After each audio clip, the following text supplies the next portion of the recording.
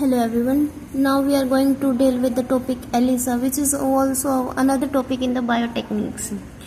ELISA's full form is Enzyme Linked Immunosorbent Assay. ठीक है, इसका प्रिंसिपल किस पे बेस है? इसका प्रिंसिपल भी एंटीजन और एंटीबॉडी की स्पेसिफिक बाइंडिंग पे बेस है. ठीक है, जो एक एंजाइम लिंक्ड एंटीबॉडी है वो रिएक्ट करेगी सबस्ट्रेट के साथ.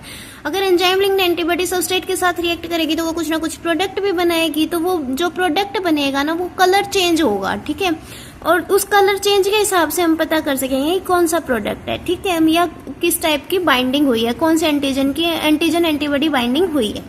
ठीक है, जो इंटेंसिटी है कलर की वो इंडिकेट करेगी presence and the quantity of the target molecule in the sample. ठीक है, यानी कि एंटीजन और एंटीबॉडी की बाइंडिंग हुई है तो ये हमारे पास क्या होगा, कलर है, चेंज आएगा. ठीक है, इसके बाद हम इसको किस चीज में यूज कर सकते हैं? इसको हम यूज करते हैं to detect the presence of antigen और एंटीबॉडी.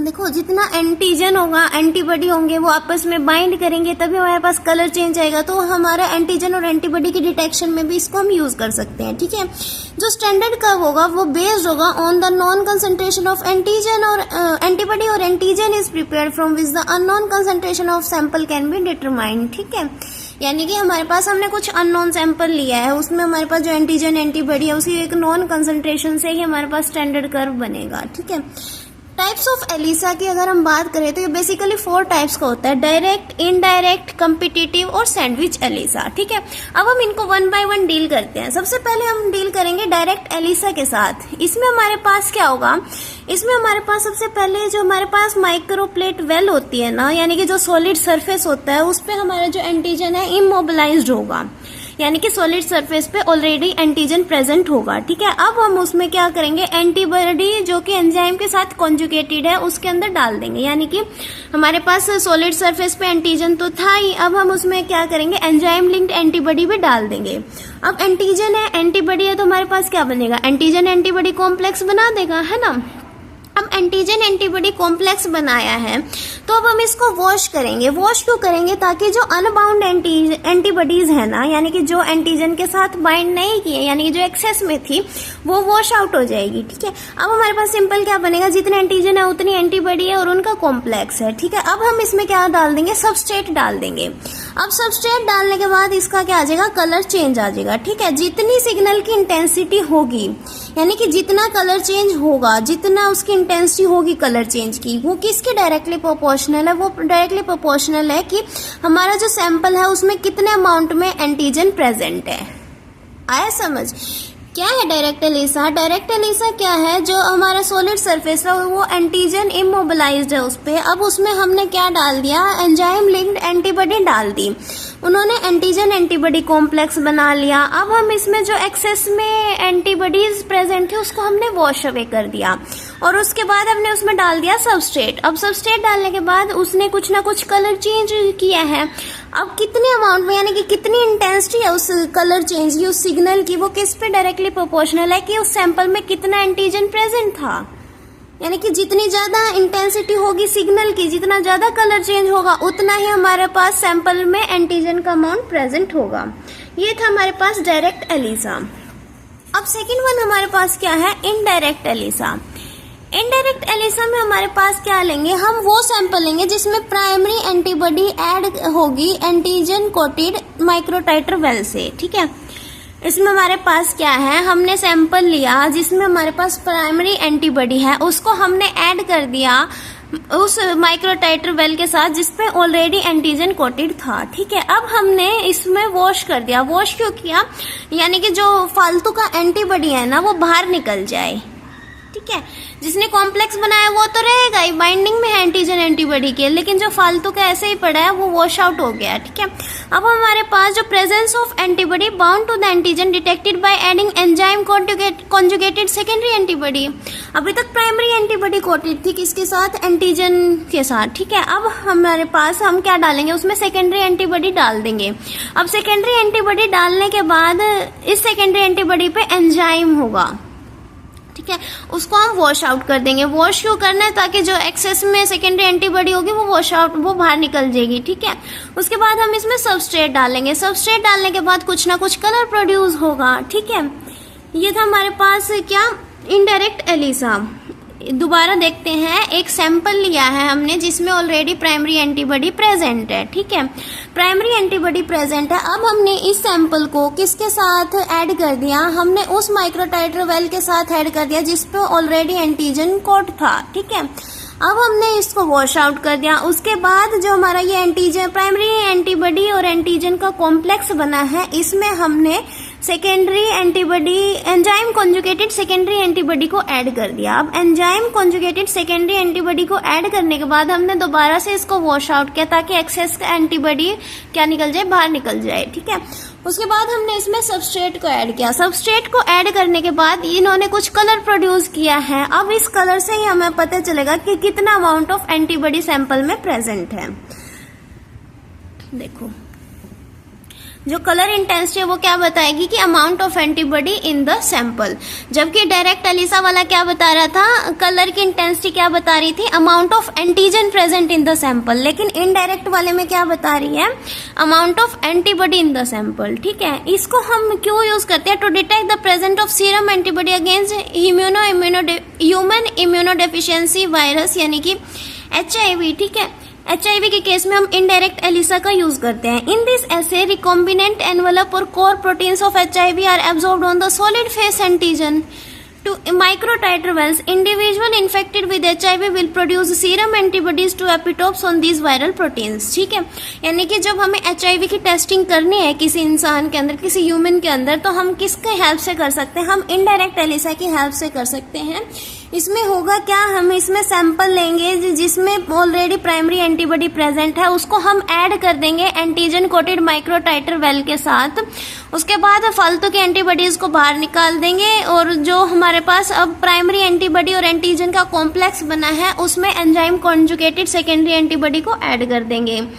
इसको फिर हमने वॉश आउट कर दिया। अब हम इसमें क्या कर दिया, सबस्ट्रेट डाल दिया। अब सबस्ट्रेट डालने के बाद इसने जो कलर प्रोड्यूस किया है वो कलर हमारे पास क्या बताएगा कि कितना अमाउंट ऑफ एंटीबॉडी सैंपल में प्रेजेंट है, ठीक है। अब थर्ड टाइप हमारे पास क्या है, सैंडविच एलिसा। सैंडविच एलिसा में क्या होगा हमारे पास, इसमें हमारे पास अब हमारे पास जो माइक्रोटाइटर वेल है उस पर एंटीबॉडी इमोबिलाइज्ड होगी। अब तक क्या था, अब तक हम एंटीजन इमोबिलाइज थी दोनों केस में, डायरेक्ट वाले में भी और इनडायरेक्ट वाले में भी हम माइक्रोटाइटर वेल पे एंटीजन कोट कर रहे थे। लेकिन सैंडविच वाले में और कॉम्पिटिटिव वाले में हम क्या करेंगे, हम ये एंटीबॉडी कोट करेंगे, ठीक है। इसमें हमने क्या किया, एंटीबॉडी इमोबिलाइज कर दी माइक्रोटाइटर वेल पे, ठीक है। अब हमने सैंपल लिया जिसमें एंटीजन प्रेजेंट था। अब इन दोनों को मिक्सअप कर दिया। मिक्स करने के बाद इसको वॉश कर दिया। वॉश क्यों किया, ताकि जो फालतू का एंटीबॉडी होगा वो वॉश आउट हो जाएगी, ठीक है। फालतू का एंटीजन प्रेजेंट होगा वो बाहर निकल जाएगा, ठीक है। अब इसके बाद हमने जो एंजाइम लिंक्ड एंटीबॉडी है जो कि स्पेसिफिक होगी डिफरेंट एपिटोप्स पे जो एंटीजन के प्रेजेंट है, जो एंटीजन पर डिफरेंट एपिटोप्स प्रेजेंट है, उनके स्पेसिफिक एंजाइम लिंक्ड एंटीबॉडी हमने डाल दी। अब वो उस पर बाउंड कर जाएगी एंटीजन के साथ। अब हमने उसको वॉश आउट कर दिया ताकि जो एक्स्ट्रा अमाउंट में एंजाइम लिंक्ड एंटीबॉडी है वो वॉश आउट हो जाए, बाहर निकल जाए। अब उसमें सबस्ट्रेट डाल दिया। सबस्ट्रेट डालने के बाद हमारे पास क्या हो गया, कलर चेंज हो गया। अब कलर चेंज हमारे पास अब क्या बताएगा कि कितने अमाउंट में कितनी एंटीजन की कंसंट्रेशन है सैंपल के अंदर, ठीक है। डायरेक्ट वाला भी एंटीजन की कंसंट्रेशन बता रहा था, सैंडविच वाला भी एंटीजन की कंसंट्रेशन बता रहा है, लेकिन जो इनडायरेक्ट वाला वो एंटीबॉडी की कंसंट्रेशन बता रहा था, ठीक है। दोबारा देख लेते हैं सैंडविच एलिसा में क्या है।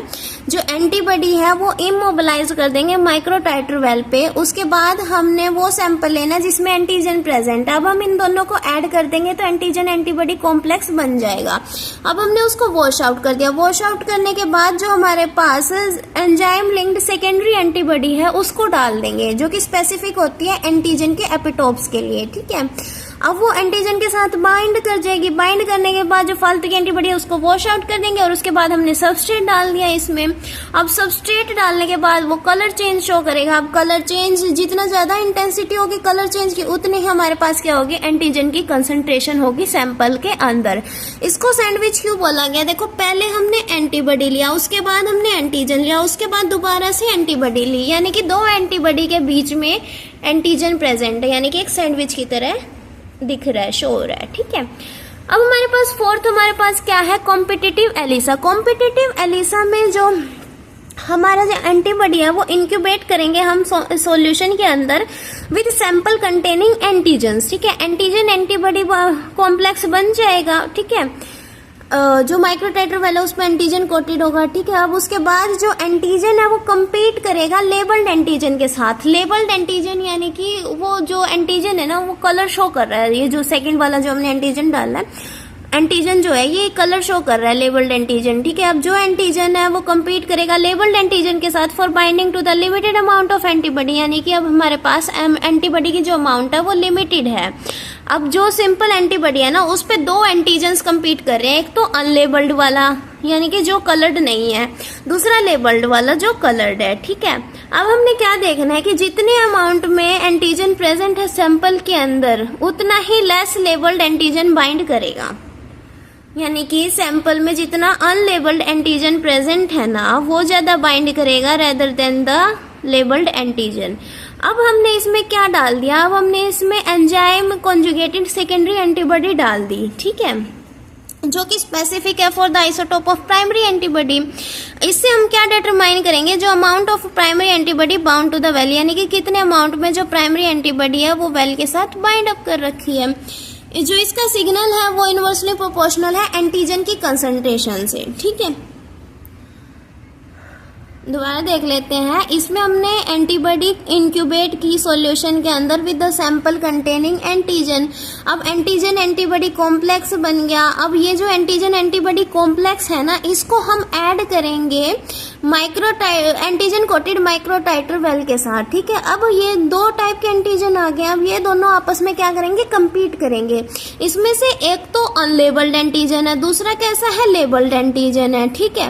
अब जितना ज्यादा अमाउंट एंटीजन का सैंपल में प्रेजेंट होगा, यानी कि सैंपल वाला एंटीजन जितना ज्यादा प्रेजेंट होगा उतना ही कम जो हमारा ये लेबल्ड वाला एंटीजन है वो बाइंड करेगा, ठीक है। अब जो हमारे पास सेकेंडरी एंटीबॉडी है, एंजाइम लिंक्ड सेकेंडरी एंटीबॉडी है, वो बाइंड करेगी प्राइमरी एंटीबॉडी के आइसोटोप के साथ, ठीक है। और उसके बाद हमें पता चल जाएगा कि जो amount of primary antibody bound to the well, कि कितने अमाउंट में जो प्राइमरी एंटीबॉडी है वेल के साथ बाइंड की है। अब जो सिग्नल है वो इनवर्सली प्रोपोर्शनल होगा एंटीजन की कंसंट्रेशन से। ये था पूरा एलिसा और उसके 4 टाइप्स।